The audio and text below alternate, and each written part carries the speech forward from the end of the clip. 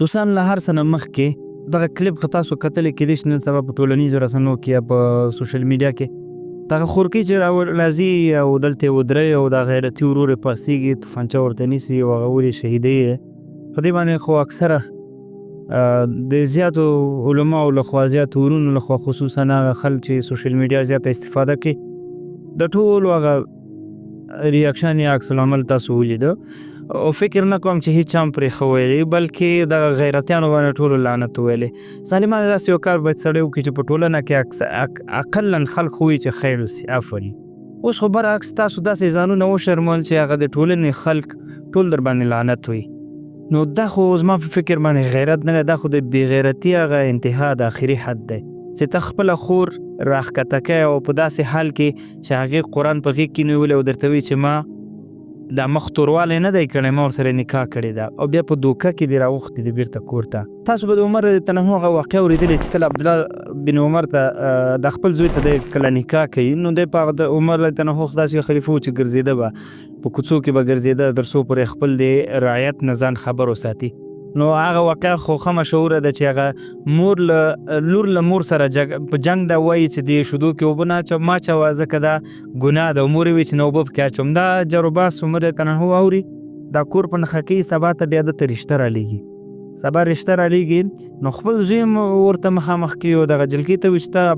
عبدالله وګوره او عبدالله ته وایي چې ته دا جلکې وګوره که یو بل سره مو خوښ وي نو تاسو نکاح وته نو دکې خو ګناه نشته دغه څنګه بې ځایه غیرت زه حیران دې ته یم لعنت دې په تاسو وي خصوصا چې دغسې کارونه دغسې فیصلې یا داسې جرګې کېږي د دې د جرګه بهترینه نوم دی جرګه بهترینه فیصلې به یو وخت کې کوله خو اوس د جرګو فیصلې چې وګوري د جرګو هغه کمې پرېکړې چې وګوري ټول یو طرفه ټول تملق ټول چاپلوسي ټول بس مادیات په نظر کې نیسي الله دې دغسې جرګه ماران تباه او ذلیل او رسوا شرمنده کړي او یا چې په کومه قبیله کې داسې بې غیرته سپک رسم و رواج الله دې هدایت ورته وکړي که نه الله دې همداسې ذلیله کړي لکه دی چې ذلیله و واقعا دغه ویډیو کتلو باندې انسان دردیږي انسان روحا نارامیږي څومره غټ زړونه د دې خلکو دي څومره وحشي طبیعته درندګان دي دا خلک چې ته د څومره نامحرم خلک هلته ولاړ دي ته راځې خور دې ښکته کوې بیا ورته وایي زه هلته ودرېږه ټول خلک ستا د خور نه ویډیو کوي دا د غیرت داسې غیرت نه پوهېږم په والله تېر د عربو مشرکان چې کوم یو خپلې لوڼې چې ښخولې هغې به خپلې لوڼې ویې راغستې د شپې به یې ښخولې چې څوک یې ونه وګوري تاسو نه خو هغې ډېر غیرتیا وه دومره بې غیرتیا دومره بې حیاتوب دومره جهالت چې په دې ټولنه کې دی الله دې نور قومونه د دې خلکو نه خبروي نو څه به وکړو دلته زه واقعا مې کتل زه قمر د میډیا په ټیم کې ناست یم دلته ما سره ملګري نظیر دی دا خو تاسو په کمره کې کتلی نه یې اکثره موږ سره د پردي تر شا نظیر څه کوې قرش مبارکه لګیا یم خو اپلوډینګ کوم قمر مرشد پیج دا ویډیو کلیپ دې کتلی دا قرش ما مخکې هم کتل سهار راغلم بار مې مخې ته راتلل ومې کتل مرغتیا خبرې سړی ډېر زیات ودرېږي ځینې وخت دا خلک دا د جهالت له وجې کېږي ځینې وخت کې په بې غیرتۍ کې دوی خپل غیرت لګوي دا داسې غیرت نه ده دا اصلا بې غیرتي ده ته موږ تاسو بې غیرتي ویلی سو دوی اصلا په دغه بې غیرتۍ کې دوی ته خپل غیرت ښکاري ډېر که درته هم ډېر دردونکې واقعه موږ تاسو اکثره په پښتنو کې د زنانو ته عاجزه لفظ استعمالو عاجزه تاسو دې خورکې غیرت ته وګورئ او ورته دا وایي چې بل شي اجازه درته نشته چې ما باندې څوک لاس ولګوي یا به ما څوک تیږه یا کاڼی ورکړي فقط د مرمۍ اجازه درته شته چې دومره غیرتي خور تا درلودله وه او ته داسې کار وکړه فکر کوم چې آخرت دې خراب او هغه د علماو اکثره چې ما واورېدل سوچه شهیده ده شهادت دې ورته الله تعالی مبارک صفحې صاحب څنګه الماس صاحب طبیعت دې څنګه ده من دا کلیپ دې کتلی و الماس صاحب زه چې نن دفتر ته راغلم دا کلیپ مې وکتو نو خدای شته ټوله ورځ مې یو رقم بیخي ګډوډه وه ذهن باندې راته یو رقم فشار اچولی او دې ویډیو نه داسې پته لګي چې جهالت خپل اخري حد ته رسېدلی هغه بل دغه د خورکي چې کوم چا سره نکاح تړلی هغه یې په وهلو وفات کړی هم به کړی او والا بیا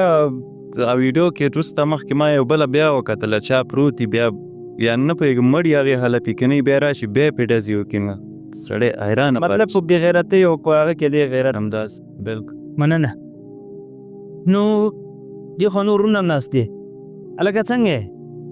غیرت دی تا هغه ویډیو کلیپ کتلی څنګه ته پکې څه وایې؟ موږ خپل امسا وکړه قاري صاحب محترم او ما دپاره تر ټولو جالبه دا وه چې دا خورکۍ دومره غیرتمنه وه چې دې نه هېڅ ونه ویل چې فرض مثال چې یا ما ته کومه زارۍ ورته وکړي یا فرض مثال ما پرېږدي یا دا قرآن مجید ورسره قرآن مجید ورته خلکو ته سپارلی ورځي مخکې ورځي مخه پاړئ باید د هغوی په دې د ډزې کوي. ته د دې ورور خبرې ته تاسو فکر واقعا هغه ویډیو چې سړی ډېر په داسې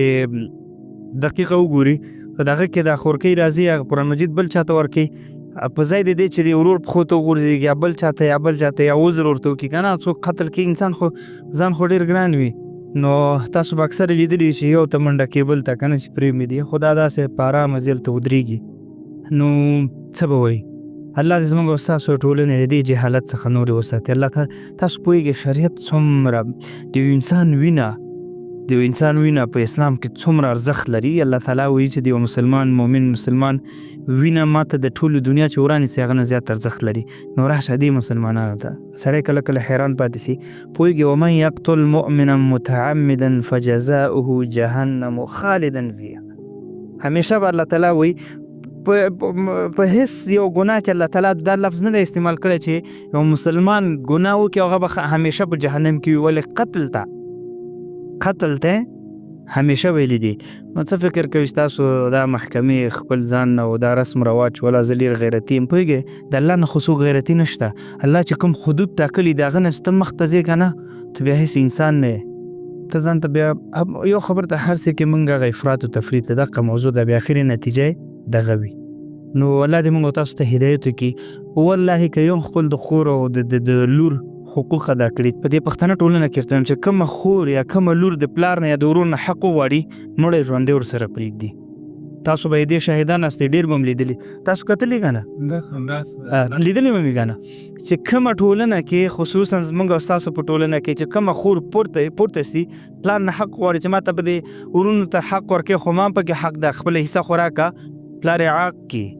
ورونه ورسره مړی ژوندی پرېږدي زما په کور نور مه راځه ولې ستا حق وخته بیا ته ځان د مسلمان مخکې صف کې غټه لونګي 3 متره 4 متره لونګي دې ته وکړي امام پسې نیغ ولاړ یم اقامت ته هم درنه څوک نشي ویلی دا خو سادي خبرې نه دي. الله دې موږ تاسو ټول ته هدایت وکړي. الله دې موږ تاسو په هغه اصلي او هغه د اسلام په هغه چوکاټ کې برابر کړي چې تر څو پورې د مور و خور د خویندې د ورونو ټول حقوق سره وپېژنو. قرآن کې چې څه شی راغلي په سنتو کې چې شی راغلي زموږ او ستاسو ټولنې اجماع دا ټول هغه علماو چې کوم اصول شرایط موږ او تاسو ته هغه کړي په هغه کې عمل وکړو والله که دا شي دا بې ځایه غیرت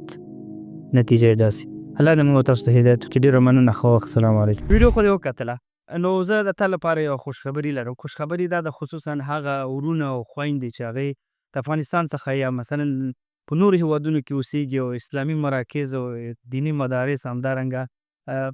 زموږ او ستاسو د وطن ښوونځي یا مکتبونه هلته نه وي نو طبیعي خبره ده چې اولادونه به زموږ او ستاسو په داسې یو محیط کې لویږي چې خصوصا که اروپا کې امریکا کې استرالیا کې په کاناډا کې نو چې کوم ځای کې اوسې په خوی به د هغه اوسې که ته څومره کوشش وکړې نو طبیعي خبره ده چې ته به مصروفه یې اولاد ته وخت ورکول خصوصا په هغسې جامعه کې سخته یي. نو الحمدلله ملګرو سره په شریکه توګه باندې داسې یو کاریکولم باندې کار کړی دی چې دغه کاریکولم موږ ستاسو اولادونو ته تدریس کو. نو فکر وکړه چې په 6 میاشتو کې د اولاد به داسې تربیه اخیستې چې فکر کوه چې ستا په خپل غېږ کې لوی شوی دی. او همدارنګه همدغه اولاد دی چې چېرته ځي په کوم مجلس کې ته ناست یې دی راځي د دغه آداب د چې کوم احترام مشرانو ته کشرانو سره نو چې هغه نور وویني متاثره کېږي به که نه دا اوس بسم الله که په دغه وټساپ کوم سره اړیکه کې شه قرآن کور آنلاین اکاډمي ملګرو سره په شریکه جوړه کړې په ډېر زحمت په ډېرو خواریو الحمدلله په لسهاوو ماشومان زموږ سره دا اوس درس و تدریس لاندې دي او کیدای شي د هغې مور و پلار یا د هغې میندې تاسو وپېژنئ هغې سره اړیکه کې شئ تاسو ته به د قرآن کور آنلاین اکاډمي هغه صفتونه درته وکړي بلکې صفت نه څه چې حقایق در سره به شریک کړي. همدا اوس بسم الله که د قیامت پر ورځ د الله تعالی له مسؤلیت څخه به هم خلاصي او آینده کې به خپلو اولادونو ته خدای موږ له شرمنده نه یې موږ خدمت کیو او دا کاروان به انشاءالله مخ ته ځي. السلام علیکم.